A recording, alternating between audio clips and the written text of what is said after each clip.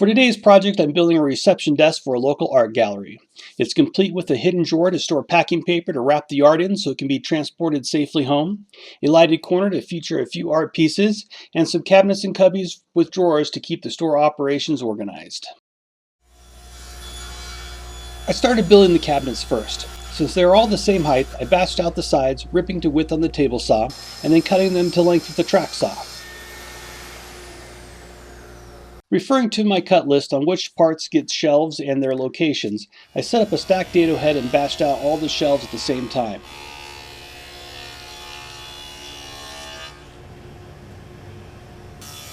Then I reset the dado stack to cut the rabbets to accept the bottom, backs, and top bracings.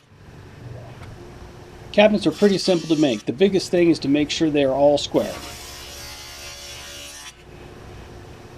Before assembly, I pre-sanded all the parts and pre-finished a few that I knew would be difficult to finish after the fact. To assemble them, I just used some standard wood glue and a few staples to reinforce the joints. It was just a matter of keeping track of which shelves went with which sides. Each cabinet varied in width slightly to accommodate its particular use. Some cabinets were sized with the printer in mind, others were sized to accommodate the different size of shopping bags and other things needed to store under the desk. I have found it a lot easier and more efficient to build cabinets with square bottoms and then build the toe kick as a separate piece. I used some offcuts from building the cabinets, ripped them down to a toe kick width and used them to build a base for the cabinets to sit on.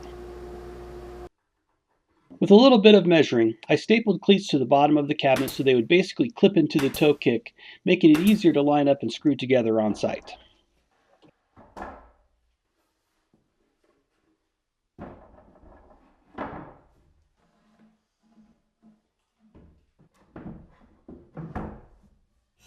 After I did a test fit, I moved on to milling up the lumber for the legs. The legs are going to start out at around 3.5 inches thick at the bottom and taper to a few inches at the top. So I laminated together a few pieces of 8/4 material to make up the thickness. After a few passes through the planer to clean them up, I spent a few minutes matching the pieces with color and grain consideration in mind, so once it's glued together, the glue seam will not be too noticeable.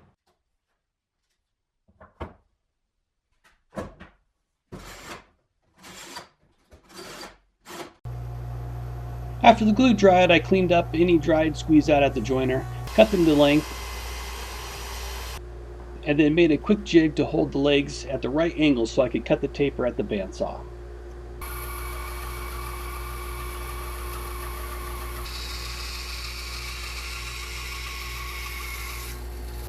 Since they're being tapered on multiple and opposite sides, I saved the cutoff from the first one, so I could use it as a spacer and a wedge to help cut the other tapers as I rotated the leg in the jig. I set the legs aside and moved on to the lower decorative panels. I wanted them to be book matched, so I resawed some 5/4 material in half and used a carpenter's triangle to keep track of which edges went together as I cleaned them up at the joiner so I'd get a nice tight fit.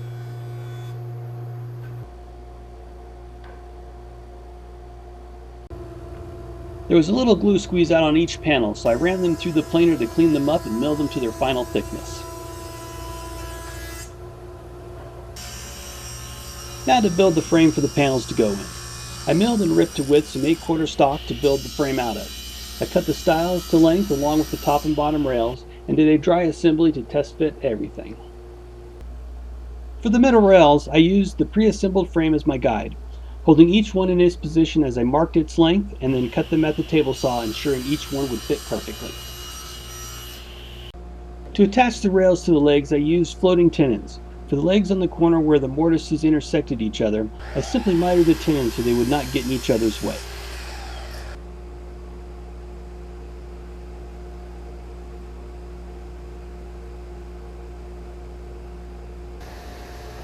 Once the joinery was all laid out and cut, I set up a stacked dado head in the table saw and cut the dados for the lower panels to fit into. Then I switched back to a standard blade and did a 2-cut pass to cut a large rabbet for the glass to be installed into on a later step. The reason for the 2-cut pass on the rabbet instead of using a stacked dado head was just because it was a lot of material to remove all at once. I felt it safer and to get a cleaner cut without worrying about burning and having to reduce the feed rate to remove that much material.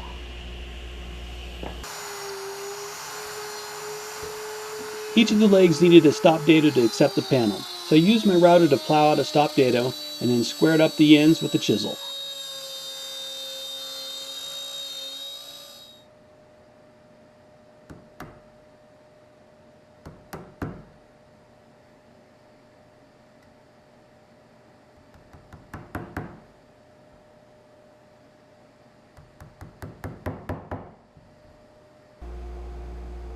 Now for the center dividers, they needed a stop rabbet to accept the grid work for the glass, so I stacked up some scrap plywood and attached a fence so my router would have a safe, stable platform to ride against while cutting the rabbet.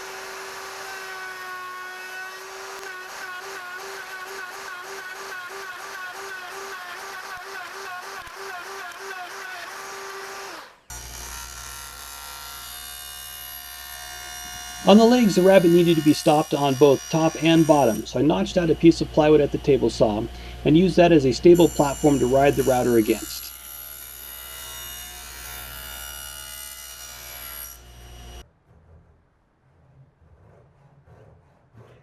Before cutting the rabbet, I used a handsaw to notch a starting and ending point to prevent tear out from the router.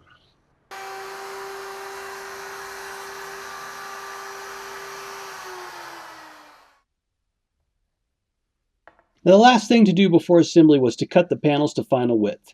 I used a book match seam as a center line and measured out to where the panels should end, adjusted the table saw, and ripped them to width.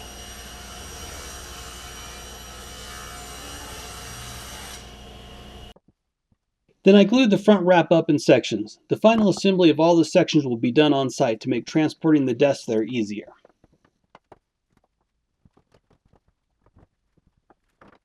The sections that will be assembled on site are the front L wrap, the corner display case, the side wrap, and each cabinet is its own separate unit, and of course the top.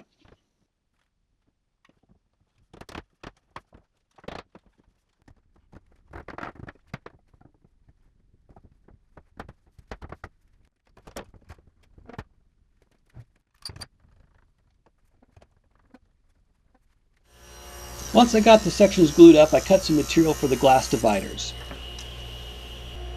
To account for any accumulative error, I measured and marked each piece individually as I cut them.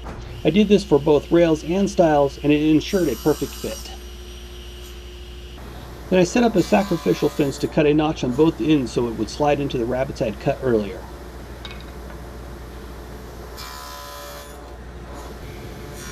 To create the divided light in the glass, I cut a half lap on the center of each one.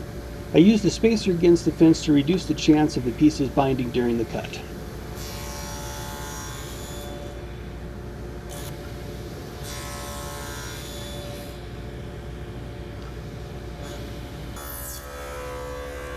Then finally I reinstalled the sacrificial fence and adjusted the dado stack to cut a rabbet in all of the grid work pieces to accept the glass.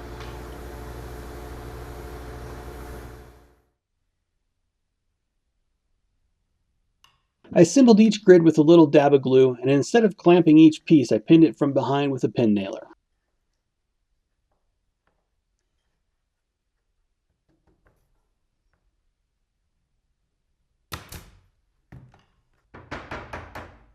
Then I tapped them into place with a hammer. For a few of them, I didn't wait long enough for the glue to dry, so they started to come apart at the center joint. To fix this, I used a clamp to pull them back together.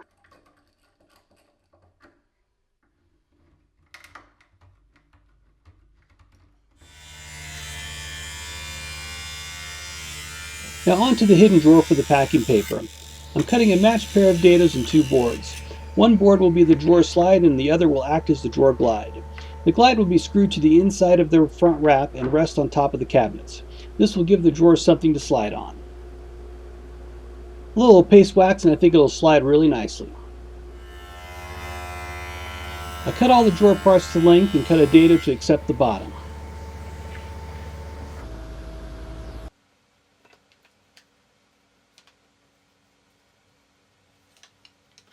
The drawer front is held in place in a rabbet and pinned with dowels. The dowels should add enough strength to withstand the weight of the paper and the abuse of being opened and closed multiple times a day. The extra length on the back of the drawer is to act as a cantilever, allowing the drawer to be fully open and still have enough structure inside the desk to prevent it from tipping down, dumping the contents of the drawer on the ground. I used a hand plane to do a little final finessing on the drawer bottom to be sure all the parts were flush and running smoothly as the drawer operated.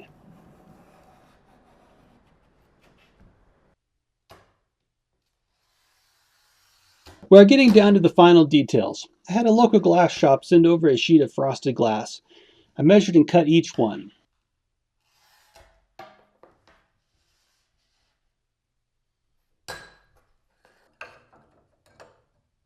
I then cut some 1/4-inch hardwood to act as glass stop and carefully pinned them in place to hold the glass.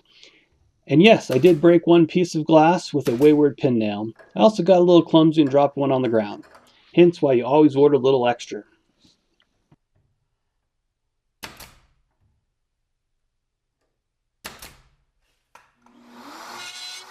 I had several drawers to make for a filing cabinet and a few junk drawers, so I used a Lee J dovetail jig to knock them out. If you're running a production shop, this is probably one of the best investments I've had. Once you set it up, you can crank out drawer boxes with high tolerances. After I had all the dovetails cut, I was back at the table saw to cut the dado to receive the drawer bottoms and back. I'm using the Blum soft closing hardware for drawer glides, so I pre-planned the placement of the bottom so the dado would not run through the visible part of the dovetail, but still have enough room to conceal the metal hardware.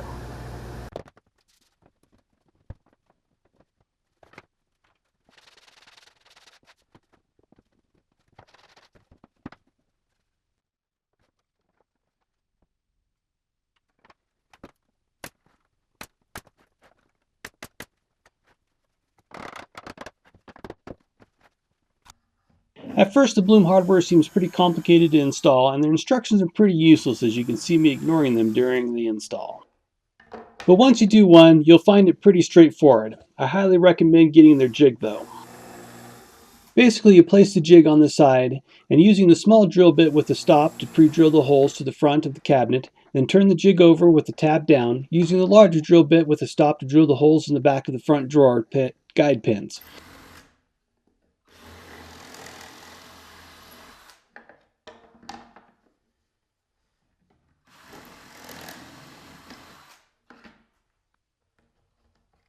You then screw the orange quick release doohickey to the drawer front, using the holes you just pre-drilled.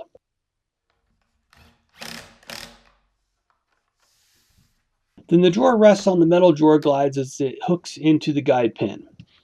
See, pretty simple, right? When I built the cabinet, I set it up so the drawer dividers were on the front and back of the cabinet, so I could just rest the hardware on them while I installed it. It makes holding everything and lining it all up much easier. The drawer fronts are going to be flush with the frame, so the wood block you see me using to line everything up is milled to the thickness of the decorative drawer fronts, which will be installed later. Now I'm sure in the instructions it tells me exactly which of the 10 holes I'm supposed to screw through to attach the hardware to the case, but I like to live dangerously, so I'm just winging it and using whichever hole is convenient.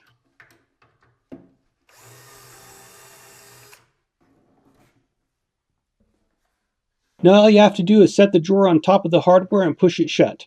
Once it clicks into place, you're good to go.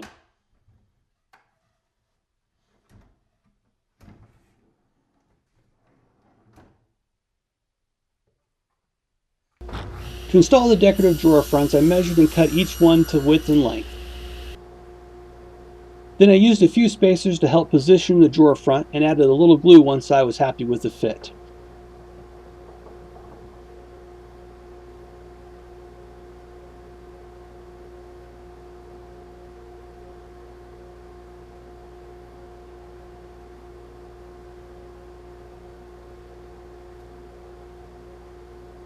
I used my 23 gauge pin nailer just to tack it in place so I could open the drawer and add some clamps until the glue dries.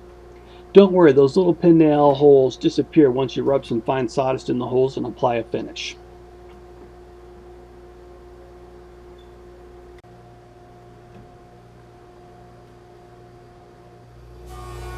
We're almost finished. For the top, I milled up some 8/4 stock.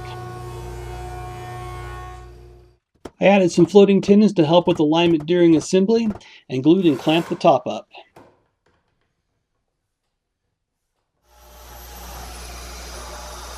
I cut it to final size, sanded and applied the finish.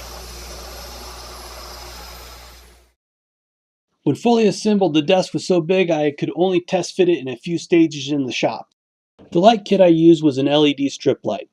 I attached it to the underside of the top and shelf, and then it's powered from a switch that I screwed to the inside of the cabinet.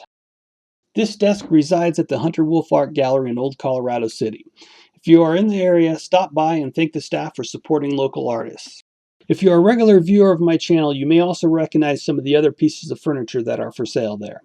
If you are not subscribed, please do so and hit the bell so you are notified of the next video when it comes out. And as always, a special thanks to all my Patreon supporters who help make publishing these videos possible.